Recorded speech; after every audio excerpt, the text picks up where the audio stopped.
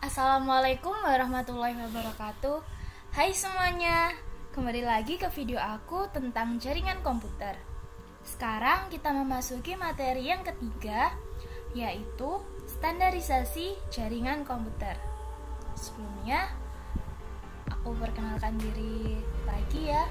Perkenalkan, aku Tarisya Naswalia dengan NIM 22050974040 dari program studi Pendidikan Teknologi Informasi kelas A angkatan 2022 dari Universitas Negeri Surabaya.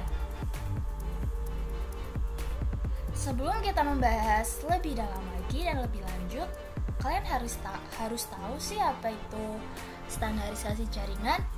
Standarisasi jaringan adalah sebuah aturan main atau protokol yang digunakan agar semua hal atau pekerjaan dalam koneksi komputer dapat berjalan dengan baik. Lalu, standarisasi apa saja sih yang biasanya digunakan?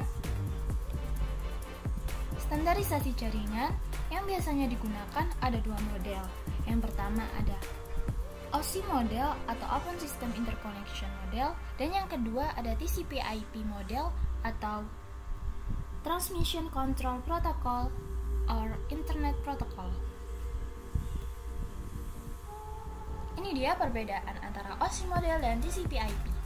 Kalau OSI model ada 7 layer, kalau TCP/IP ada 4 layer. Nah, ini topik yang akan aku bahas di dalam video ini. Ada 4 topik.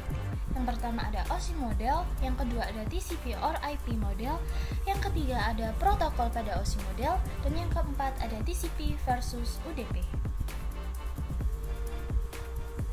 Kita masuk ke topik yang pertama tentang OSI model. Apa sih OSI model? OSI model atau Open System Interconnection adalah model konseptual yang menjadi acuan standarisasi mengenai koneksi komputer. OSI model diciptakan oleh ISO atau International Organization for Standardization. Nah, ini dia OSI layer.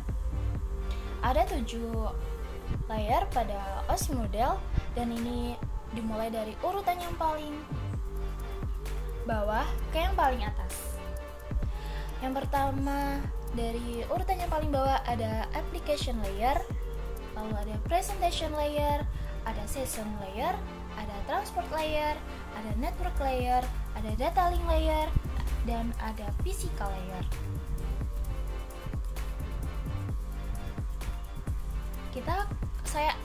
Aku akan membahas fungsi dari OSI layer ini.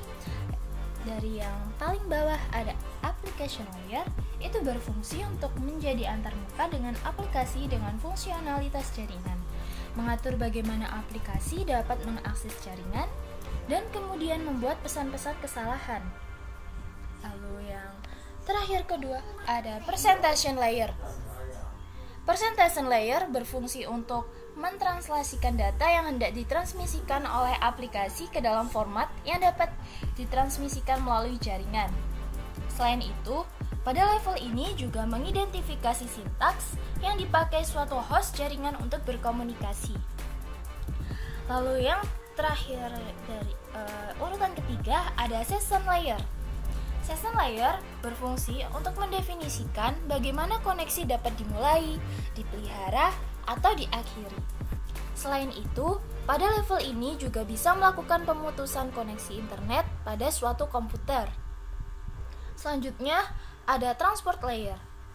Transport layer berfungsi untuk memecah data ke dalam paket-paket data serta memberikan nomor urut ke paket-paket tersebut sehingga dapat disusun kembali pada sisi tujuan setelah diterima. Selain itu, pada level ini juga membuat sebuah tanda bahwa paket diterima dengan sukses. Layer ini terdiri dari TCP dan UDP. Selanjutnya ada network layer. Network layer berfungsi untuk mendefinisikan alamat-alamat IP dan menyediakan fungsi routing sehingga paket data dapat dikirim keluar dari segmen network lokal ke suatu tujuan yang berada pada suatu network yang berbeda dari pengirim paket data.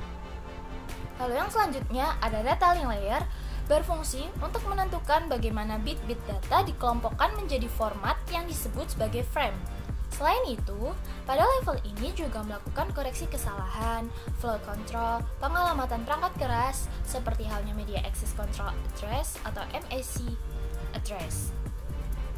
Lalu yang terakhir, yang paling teratas ada physical layer, berfungsi untuk mendefinisikan media transmisi jaringan, sinkronisasi bit, arsitektur jaringan seperti Ethernet, topologi jaringan, dan pengabelan.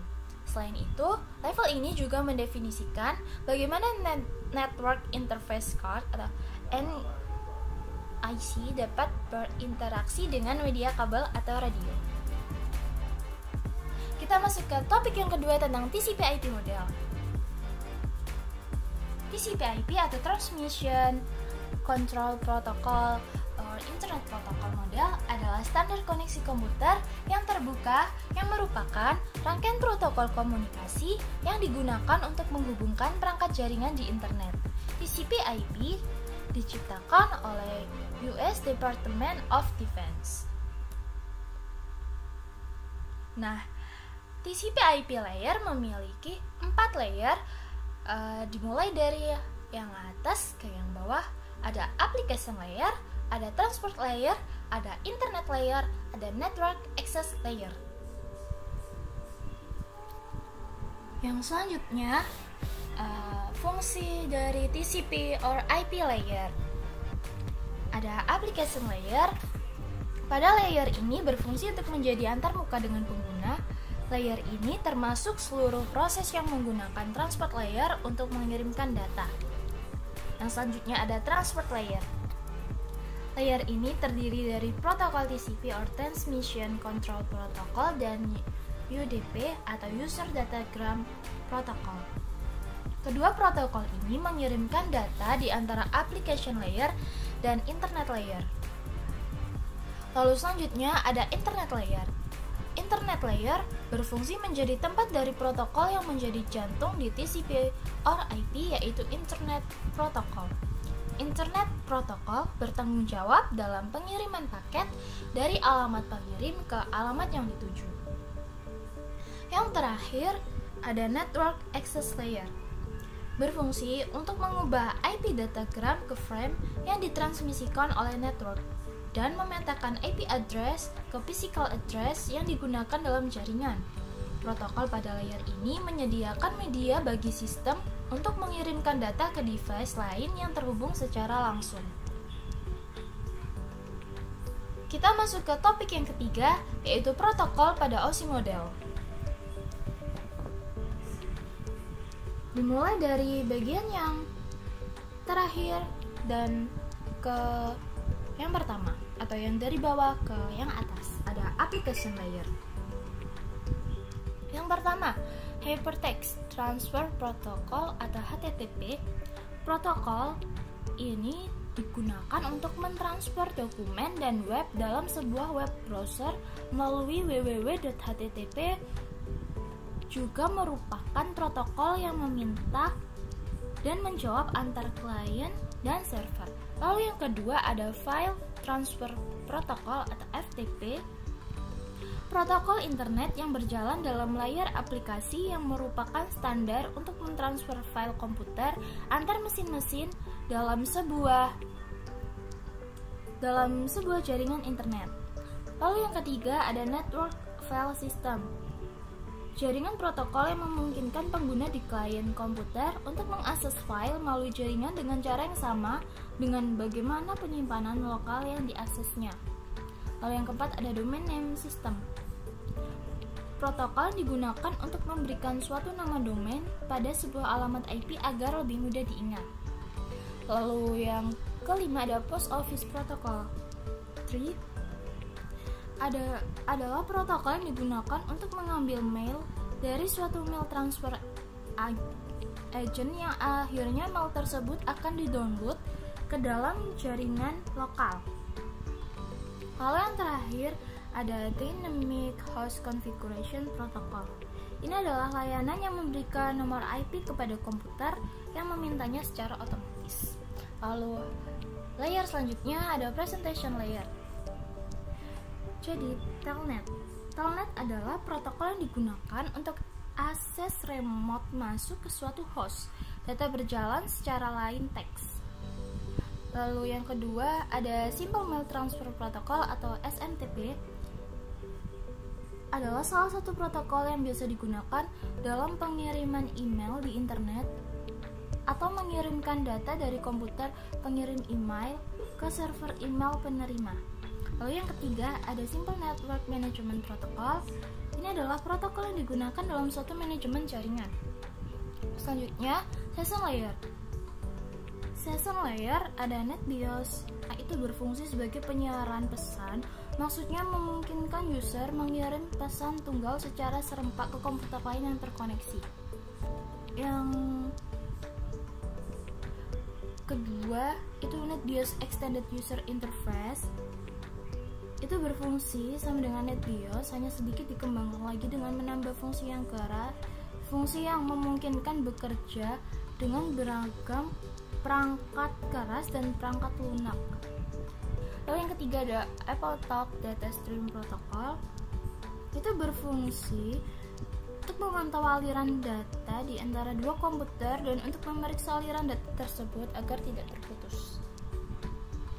Yang keempat ada Session Protocol Data Unit atau SPDU. Itu berfungsi mendukung hubungan antara dua session service user. Lalu untuk layer selanjutnya ada Transport Layer, Transmission Control Protocol atau TCP, dan ada User Datagram Protocol atau UDP. Yang pertama, Transmission Control Protocol. Ini adalah protokol yang menyediakan layanan penuh pada lapisan transport untuk aplikasi. Lalu yang kedua, ada UDP atau User Datagram Protocol. Itu adalah protokol connectionless dan protokol dan process to process yang hanya menambahkan alamat port, checksum error control, dan panjang informasi data pada layer di atasnya. Lalu yang selanjutnya ada network layer. Itu ada internet protokol atau IP. Ialah mekanisme transmisi yang digunakan untuk mentransportasikan data dalam paket yang disebut datagram. Yang kedua ada Address Resolution Protocol. Itu adalah protokol yang digunakan untuk mengetahui alamat IP berdasarkan alamat fisik dari sebuah komputer. Lalu yang ketiga ada Reverse Address Resolution Protocol. Itu adalah protokol yang digunakan untuk mengetahui alamat fisik melalui IP komputer. Lalu yang keempat ada Internet Control Message Protocol. Itu mekanisme yang digunakan oleh sejumlah host untuk mengirim notifikasi datagram yang mengalami masalah pada hostnya. Lalu yang terakhir ada Internet Group Message Protocol. Itu adalah protokol yang digunakan untuk memberi fasilitas message yang simultan kepada grup penerima. Lalu selanjutnya ada Data Link Layer. Itu ada Point-to-Point Protocol dan ada Serial Line Internet Protocol. Untuk yang Point-to-Point Protocol atau PPP, itu protokol yang digunakan untuk point-to-point pada suatu jaringan. Lalu yang kedua ada Serial Line Internet Protocol. Itu protokol yang digunakan untuk menyambung serial.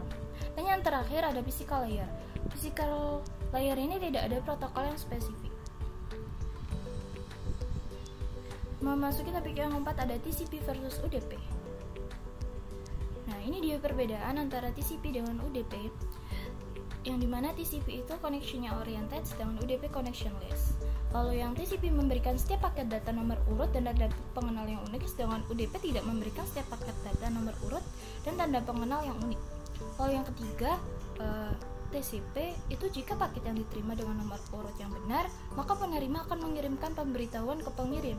Tetapi sedangkan UDP dalam pengirimannya diperiksa hanya jumlah untuk memastikan jika tidak ada data yang rusak.